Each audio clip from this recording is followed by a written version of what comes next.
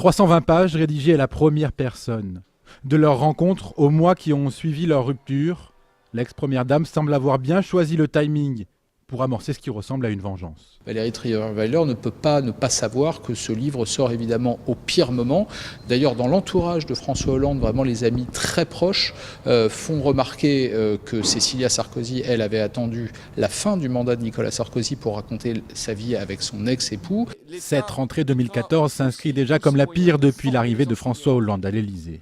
Une économie française en panne, un remaniement forcé, un PS divisé, l'ouvrage, intitulé « Merci pour le moment », est un coup de massue dont le chef de l'État se serait bien passé. On sait qu'il y a un certain nombre de révélations qu'on va découvrir. Si en plus de ça, par-dessus le marché, il y a le rire qui s'installe, vous savez, mais pas le rire, la moquerie sur les rapports Hollande-Trierweiler qui ont déjà fait rire beaucoup de gens.